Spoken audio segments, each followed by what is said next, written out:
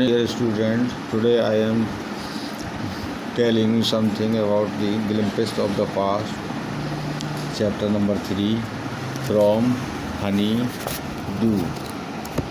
Honeydew. The writer of this lesson is S.D. Sawant. This chapter gives the details,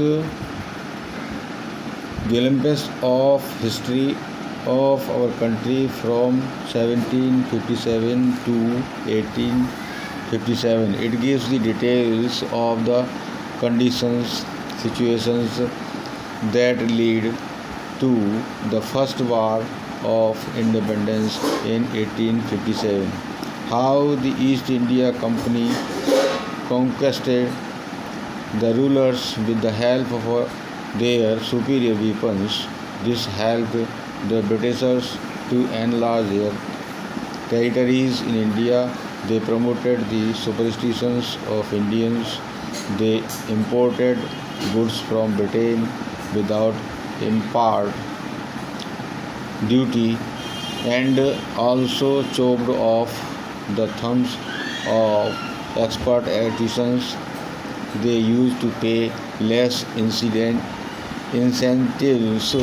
and salary to Indians working for British Army.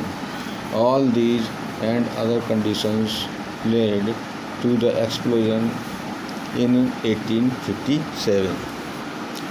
Summary. Picture number 1. The Indian nation celebrated its independence on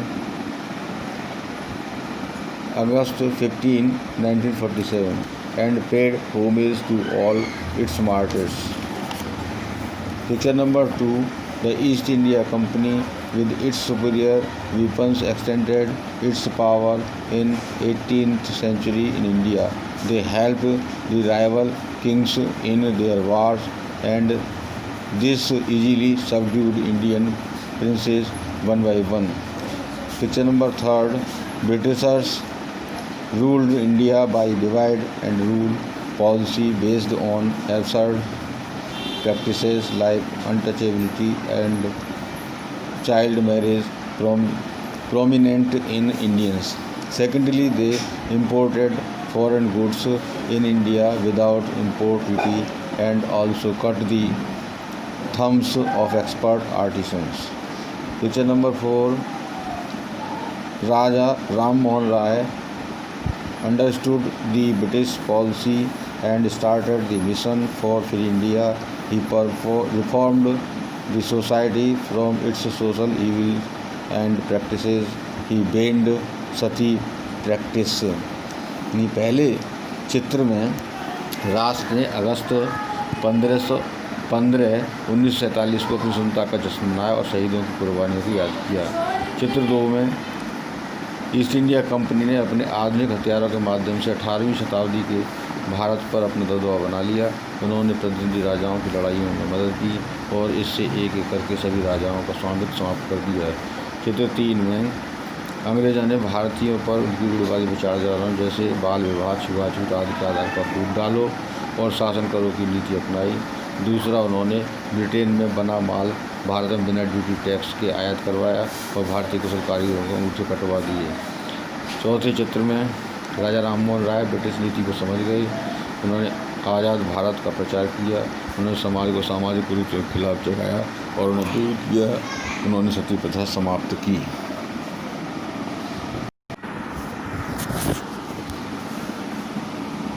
The glimpses of the past. Here are some pictorial glimpses of the history of our country from 1757 to 1857. यहाँ पर कुछ चित्रों के द्वारा 1757 से लेकर 1857 तक हमारे देश के इतिहास की झलकियाँ हैं।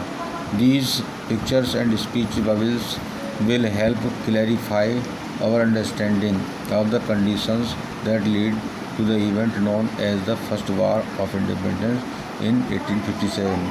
ये तस्वीरें हमें स्पष्ट करती हैं समझने में कि उस समय की क्या दशाएं थीं, क्या घटनाएं थीं जिनको कारण 1857 में पहला युद्ध स्वतंत्रता के लिए किया गया। द मार्टिस शहीद as a function in Delhi में उत्सव हुआ। O my countrymen, let your eyes fill with tears as you recall the sacrifices of Indian martyrs. इसमें लता मंगेशकर अपने देशवासियों को अपना गीत सुनाती हैं जो शहीद हुए, उनकी याद करो कुर्बानी। अच्छा, with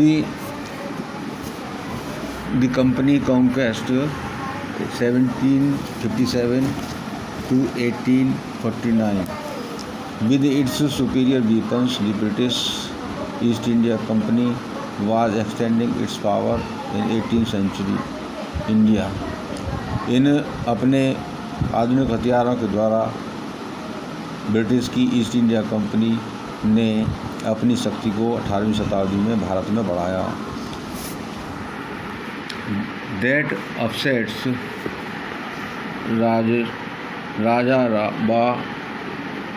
राजभक्त call the English merchants.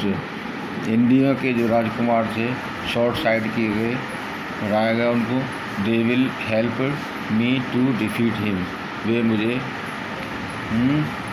हराने के लिए सहायता करेंगे। The people had no peace due to such constant fight, लोगों में इस लगातार लड़ाई के कारण कोई शांति नहीं थी। Indian princess British territory, the rival helped the east India company and it could easily subdue Indian princess one by one. आपसी दुश्मनी के कारण ईस्ट इंडिया कंपनी ने आसानी से भारतीय राजकुमारों को दबाया, एक करके उन्हें हरा दिया। As far seeing ruler like the brave Tipu of Mysore fought the British still died fighting. लड़ाई में मैसूर के राजा टीपू सुल्तान ने संघर्ष किया ब्रिटिश ब्रिटिशर के साथ, अंग्रेज़ों के साथ, और उसमें लड़ाई मारा गया। Thank God there is peace in the country now, ईश्वर हमें धन्यवाद है कि अब हमारे देश में शांति है। No more wars and no looting, अब ना तो कोई लूटपाट होगी, ना कोई युद्ध होगा, ना कोई ठग होंगे। How did Indian react to this conquest, it is God who sent the British, ये भगवान ने इन ब्रिटिश को, अंग्रेज़ों को भेजा है। Our destiny is linked with them, हमारा भाग्य उनके साथ जुड़ा हुआ है। The white man has killed और डिथ्रोन्ड, सफ़ेद अंग्रेज़ों को मार दिया जाए और उन्होंने क्योंकि हमारे राजाओं को गद्दी से उतार दिया। Our kings, some kings were not good, कुछ राजा अच्छे नहीं थे। But after all they were of this land, लेकिन वो हमारे देश की धरती के राजा थे। Now we have become slaves of foreigner, अब हम विदेशियों के गुलाम हो गए हैं।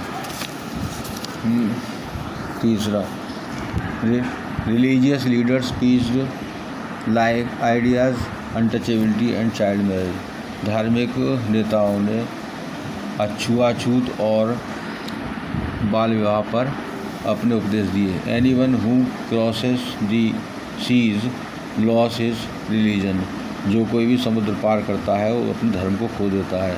All the misery in the world is due to women, सारी जो कठिनाई विपत्तियाँ हैं वो औरतों के कारण। The truth was that Indians had lost self respect, सत्य है कि भारतीयों ने अपना आत्मविश्वास खो दिया।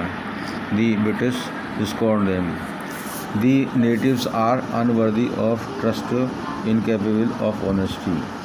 True our honour but I am honest, हम अपने सम्मान बचाना है, हम ईमानदार हैं। Still the British invented other methods which gave them more profits, इसके अलावा भी अंग्रेज़ों ने दूसरी तरीके खोज किए जिनसे उन्हें लाभ हुआ।